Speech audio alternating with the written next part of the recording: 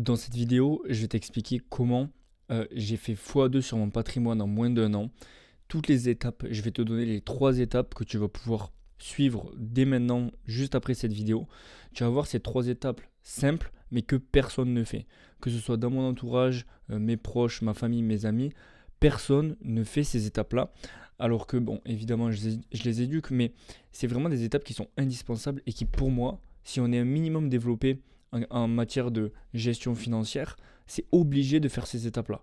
Peut-être que certains, vous faites ces étapes-là, quelques-unes de ces étapes inconsciemment, mais il faut vraiment faire respecter ces étapes, ce procédé, si vous voulez accroître votre patrimoine. Évidemment, je ne vais pas faire x2 tous les ans, mais le but c'est d'avoir cette constance et cette croissance qui va faire que votre patrimoine va grandir, que vous pourrez vous développer financièrement. Le but, je pense, la majorité des gens, c'est d'être libre et indépendant financièrement.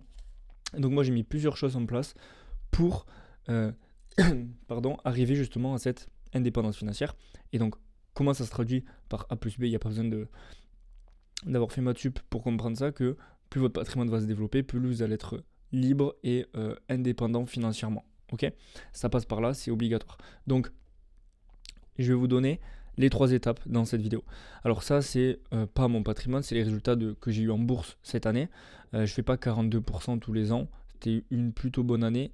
Encore, ça c'est que sur un compte titre, sur un autre, je suis beaucoup plus haut. Enfin, je suis plus haut, comme j'ai moins d'entreprises sur l'autre. Mais voilà, je suis apte, je partage tous mes résultats en story. D'ailleurs, tu as mon lien Instagram en description.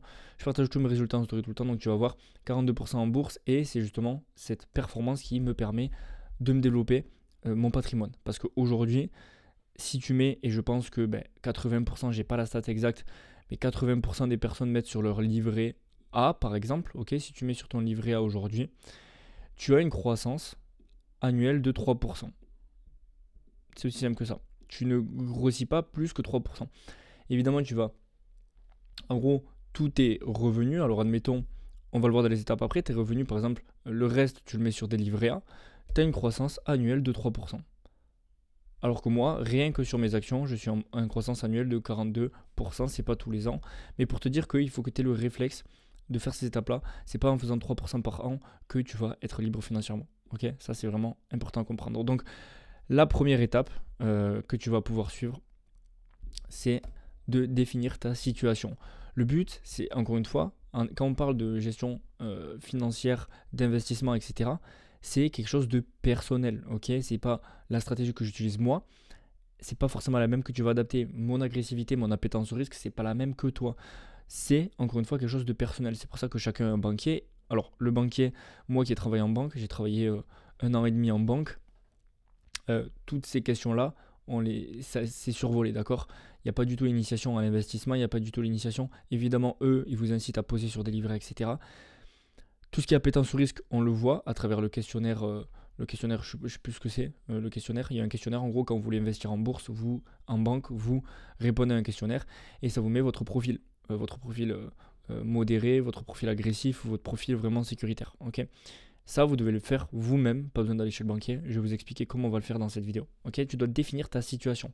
Si tu ne sais pas, si tu ne connais pas ta situation, comment tu peux savoir comment tu vas investir, comment tu vas épargner, etc. etc. Ok, vraiment, ça c'est la première étape obligatoire. Peut-être que certains vous le faites déjà, et tant mieux, mais je vais vous expliquer comment le faire simplement. Ok, ce que tu dois faire. Donc, tu dois connaître déjà tes revenus et tes charges. Comment tu veux définir ta situation, définir comment tu veux savoir déjà. Il y en a, ils veulent savoir déjà sur quelle entreprise investir. Ils veulent se former à investir en bourse avant même de savoir combien ils peuvent investir. Ça, je trouve ça aberrant. Donc, tu dois connaître tes revenus, tes charges. Comment tu vas faire? Tu vas faire un tableau simplement. Tu vas prendre tous tes revenus, toutes tes charges. Quand je dis toutes les charges, c'est bien toutes les charges. Les courses, tu fais une moyenne. L'essence, tu fais une moyenne.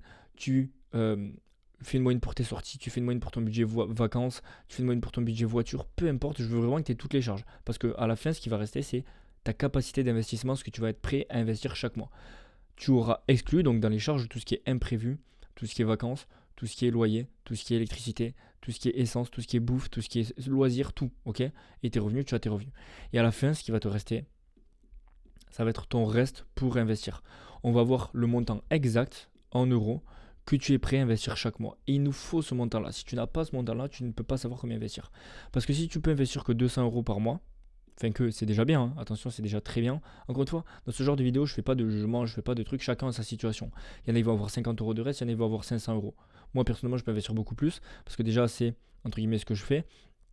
Mais voilà, vous devez connaître ce montant-là. Peu importe si c'est élevé ou pas, en fonction de s'il est élevé ou pas, on pourra adapter en fonction. Évidemment, c'est quelque chose de personnel, c'est pour ça que je vais vous en parler après encore plus en profondeur. Mais voilà, on va connaître votre montant en euros précisément. On va connaître, ben ok, je peux investir, je suis en mesure d'investir 200 euros tous les mois. Ça ne veut pas dire que vous allez forcément claquer les 200 euros tous les mois en investissement. On va voir ça après avec différentes stratégies. Mais voilà. Donc, exemple, on va faire un exemple rapidement. Ok, comme ça, on fait un cas pratique et c'est plus simple. Ok. En revenu, on va prendre revenu simple, revenu médian français, je crois, 2000 euros. Pour certains, encore une fois, c'est beaucoup. Pour d'autres, c'est rien. Vous adaptez, vous faites à votre stratégie. Vous pouvez le faire en même temps que la vidéo. Vous pouvez, voilà. 2000 euros. Charge, on va dire que le loyer, vous avez 600 euros de loyer. Bon, 600 euros de loyer, c'est pas énorme. On va dire que vous avez 600 euros de loyer. Vous êtes en campagne. Vous avez 600 euros de loyer. Vous avez 100 euros d'essence tous les mois. Encore une fois, il y en a qui vont dire ouais, 100 euros, c'est rien. Moi, j'ai beaucoup plus. Adapté à votre situation. En bouffe, vous avez 300 euros. Et après, bon, on va pas faire la liste de tout parce que ça va être long. On va dire qu'en tout, en plus, vous avez 600 euros. Ok. Parce que j'ai envie de tomber sur un chiffre rond.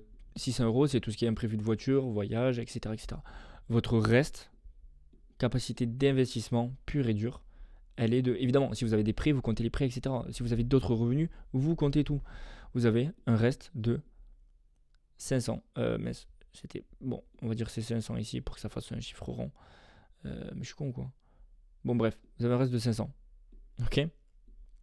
Parce que j'ai envie que ce soit un chiffre assez simple. Je vais dire 620, mais vous mettez vous le chiffre exact. Évidemment, c'est des moyennes. Tout ce qui est essence, course, etc., c'est des moyennes. Mais on veut avoir une idée. Ok. Vous pouvez investir 500 euros. Si vous préférez être safe, vous enlevez 100 euros en cas de, je sais pas, si les courses sont un peu plus chères, etc., etc. Vous avez 400 euros de capacité d'investissement. Ok. Et cet argent-là, on va voir après comment l'investir. Et d'ailleurs, c'est ce que moi, j'apprends à mes membres. Ici, vous voyez, on a Clément qui a fait de beaux résultats sur AMD. On a Marius qui investit et qui a, on le voit, je ne peux pas mettre la capture ici, mais l'ami, il fait ATH sur ATH sur tous ses investissements. Donc, voilà, on a Auré déjà plus 6%. Et sur une action que j'avais partagée, etc., etc. Et ça, du coup, ils sont en mesure d'investir, de savoir comment ils peuvent investir parce qu'ils ont fait ces étapes-là avant. Ok. Et après, bah, du coup, dans le groupe, je vous apprends moi comment investir, etc., etc. Donc si tu veux, tu as un lien en description pour réserver un appel 100% gratuit avec moi. Ok. Tu es sûr au moins de sortir avec ta feuille de route. Avec ta feuille de route, c'est-à-dire qu'on va voir ensemble, on va faire justement ce truc-là de revenu charge. On va voir en gros les 3 étapes que tu fais là. Si tu n'arrives pas à les faire tout seul, tu réserves un appel avec moi et on les fait ensemble. Et au pire, à la fin de l'appel, gratuitement, tu sais combien tu peux investir, tu as ton profil, tu as tous tes trucs qu'on va voir après et tu seras en mesure d'avancer vers ta liberté financière. Réserve un appel avec moi, c'est gratuit. Et au pire, après, si tu veux qu'on aille plus loin et qu'on ait vraiment un truc individualisé, personnalisé sur les investissements, sur que tu apprennes tout de A à Z, on pourra voir si on peut travailler ensemble, mais au moins, gratuitement, tu as ta feuille de route. Ok. Ensuite, deuxième étape. Donc, on a fait la première étape, tu as ta situation. Tu sais en gros combien tu peux investir chaque mois. Maintenant, cet argent-là, on ne va pas l'investir directement comme ça dans certains trucs, on va définir ton profil risque. Ça, c'était une notion importante. Personnellement, quand je travaillais en banque, comme je te l'ai dit, il y avait un questionnaire pour savoir quel était ton profil risque. On n'a pas tous la même appétence au risque. Moi, par exemple, je sais que je prends plus de risques que la moyenne des gens. Parce que j'ai ce risque agressif que j'ai pas peur d'être un drawdown de, admettons, 10% sur mon patrimoine global parce que je sais que, bon déjà sur le long terme c'est aussi, etc. Bref, mais je suis un profil agressif, c'est comme ça que je suis. De par mon âge, évidemment, si tu es un profil qui a 40 ans, 2 enfants, etc., etc., peut-être que tu vas prendre un peu moins de risques. Et encore, si c'est des enfants qui sont partis, bref, on s'en fout, on va définir ton profil risque. Comment définir ton risque? Ça, c'est à toi de te le définir.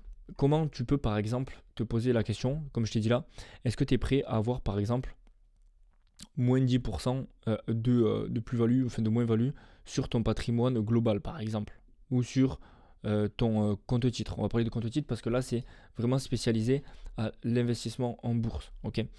Donc, par exemple, est-ce que tu es prêt à avoir moins 20% sur ton truc, ou moins 10%, ça fonctionne par palier, c'est comme ça qu'on faisait en banque, ou moins 5%, ok, moins 3, moins 2%. Si tu es très très safe, que tu veux pas que tu sois à plus de moins 5% sur ton compte titre, tu vas être un profil très safe. 20, 80, 70, 30, je vais m'expliquer après ce que c'est. Si tu es quelqu'un de modéré qui peut aller jusqu'à moins 10, ça, encore une fois, c'est à toi de le savoir. Je ne vais pas le savoir à ta place. Évidemment, je pourrais t'aider à le définir en te posant quelques questions. Ça, on le voit si tu réserves un appel avec moi en description. Je pourrais à la fin te dire si tu es plutôt profil modéré ou si tu es plutôt profil safe ou agressif. 50-50, 70-30 ou 80-20. Je vais te dire c'est quoi ces ratios après, mais c'est des ratios importants que tu dois connaître. Pareto, peut-être que tu connais, mais en gros, c'est ça, 80-20 ici, 20-80 et 50-50. On va voir ensuite ces ratios, à quoi ils correspondent. Ok.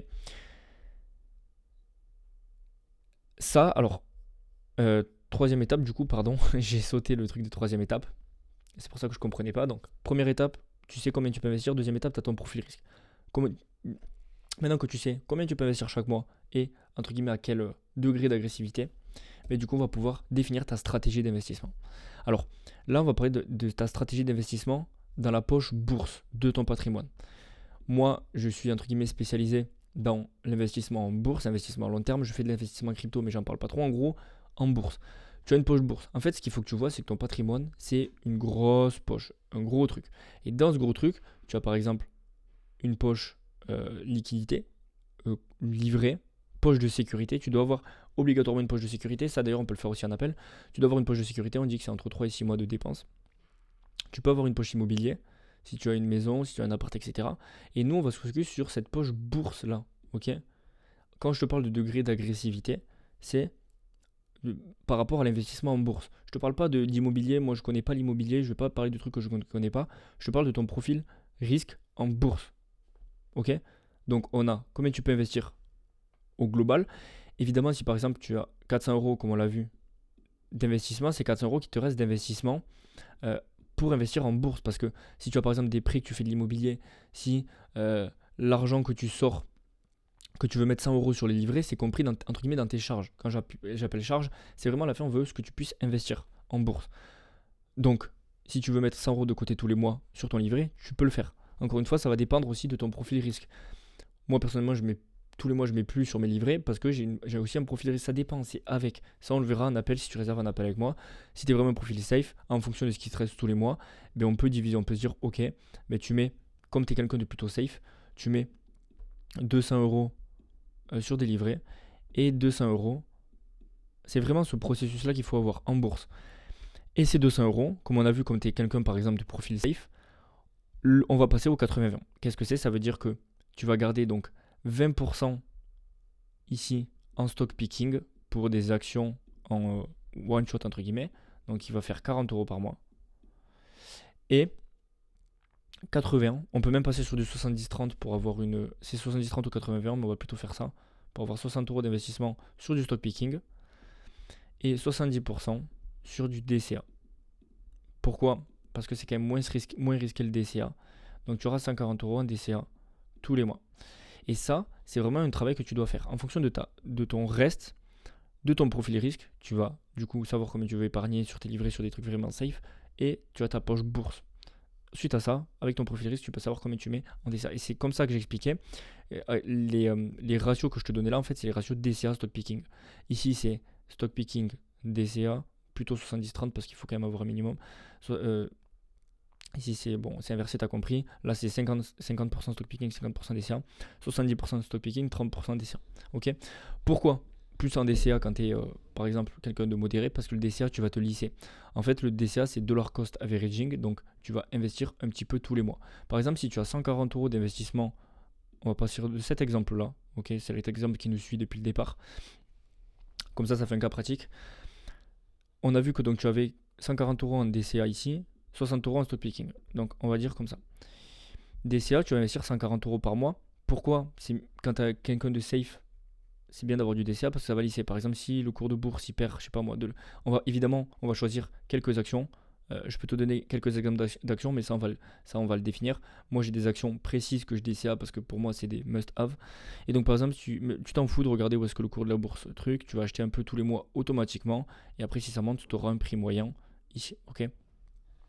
Au moins, tu te prends pas la tête. Et pourquoi? Parce que c'est moins risqué. tu vas investir 140 euros pas dans une action, tu peux choisir entre 4 et 7 actions. Quand je dis 7 actions, c'est des actifs. Tu peux investir dans des ETF aussi. Okay, tu peux investir un peu dans le SP500, un peu dans le Nasdaq, un peu dans Nvidia, un peu dans Amazon et un peu dans Meta, par exemple. C'est des noms que j'ai en tête. Okay, ça, encore une fois, on le verra en appel. C'est vraiment le rôle individuel et le rôle du groupe et de l'accompagnement. Okay, donc, tu as ta poche DCA. Et ensuite, tu as stock picking. Stock picking, qu'est-ce que c'est? C'est le fait d'acheter des actions individuelles. Pourquoi, quand tu as un profil peu risqué, tu vas prendre moins de risques? Parce que je m'explique. Tu veux investir par exemple sur l'action Nvidia, ok? On a le cours de bourse qui est comme ça, tu achètes one shot ici, à la différence du DCA où tu auras moyenné sur plusieurs endroits. Et bien là, par exemple, si tu achètes ce truc et qu'il perd 15%, que Nvidia perde 15%, c'est pas un crash, mais c'est une belle correction. Mais tu vois, on ne sera plus dans ton profil risque. Nvidia, une action individuelle, en one shot, elle peut perdre 5 à 20, 30, 40%. Ok? Si tu fais du DCA, tu vas moyenner sur ta baisse et donc tu vas jamais être entre guillemets à plus de moins 10%, moins voilà, latent sur une action. Maintenant en stock picking, tu peux. Et donc cette poche là, c'est un peu entre guillemets que tu vas voir ça pas comme de l'amusement, évidemment, faut pas faire n'importe quoi. Et je t'explique moi dans la formation et tout comment j'analyse des actions fondamentalement, à quels endroits je rentre, etc. Mais voilà, en gros, tu vas avoir 60 euros par mois. C'est 60 euros à la différence du DCA. Les 140 euros, tu sais que sur le DCA, tu vas les investir. À part si, par exemple, on est sur un top de marché et qu'on fait que monter, tu peux arrêter le DCA, le mettre en pause et le reprendre les mois d'après. Mais stock picking, tu n'es pas obligé d'investir tout le temps. Tu vas investir quand il y a des opportunités. Par exemple, tu peux ne pas investir pendant 2 mois.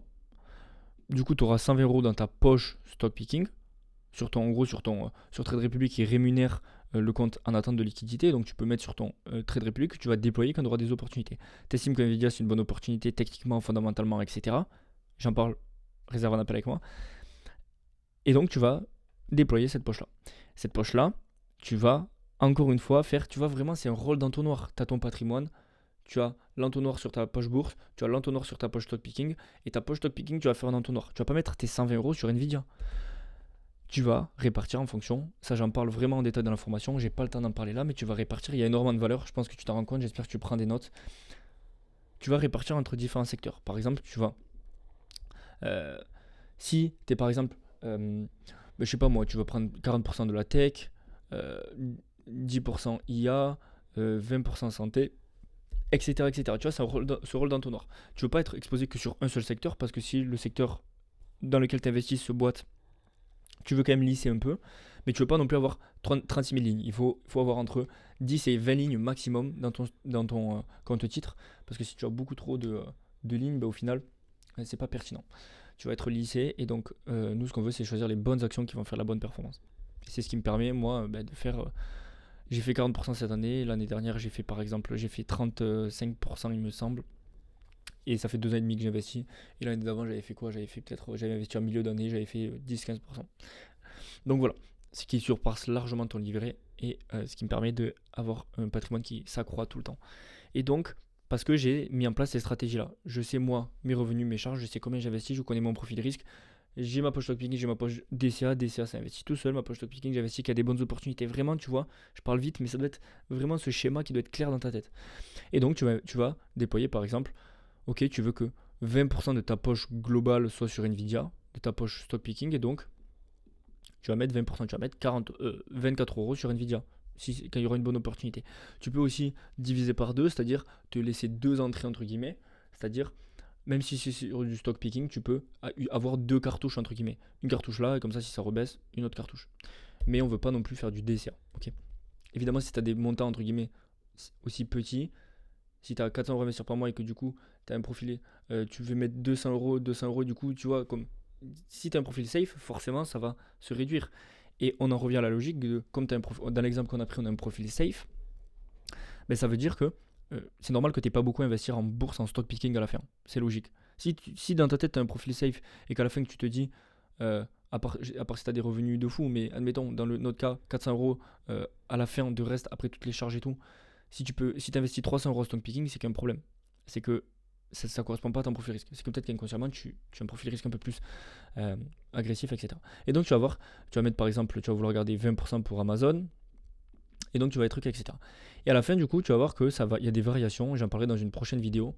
On va devoir rééquilibrer ton patrimoine, que ce soit ta poche bourse, ta poche, peu importe, tu vas devoir rééquilibrer. Moi, je le fais à la fin de chaque trimestre, un rééquilibrage, parce qu'il y en a qui vont moins performer que d'autres. Et donc, ton Nvidia, par exemple, qui va être, au lieu de voir 20%, tu vas avoir 30% de ton portefeuille bourse. Et donc, tu vas devoir vendre une partie pour réinjecter dans celles qui ont moins performé, par exemple. Ok. Voilà, ça, on va parler dans une prochaine vidéo. C'est vraiment, là, on a vu dans cette vidéo, de A à Z, comment tu peux, en 3 étapes simples, définir ta situation, définir ton profil de risque et définir ta stratégie d'investissement. Ok. En suivant ces 3 étapes simples, tu vas faire mieux que vraiment 99% des personnes qui ne font même pas l'étape 1. Je te promets que 99% des gens ils savent combien ils gagnent, mais ils ne savent pas du tout combien ils dépensent, ils ne savent pas du tout à la fin combien ils épargnent et combien ils peuvent investir. Ils ne le savent pas du tout. Je rigole pas, 99% des gens ne le savent pas du tout. Mais toi, maintenant, tu vas le savoir.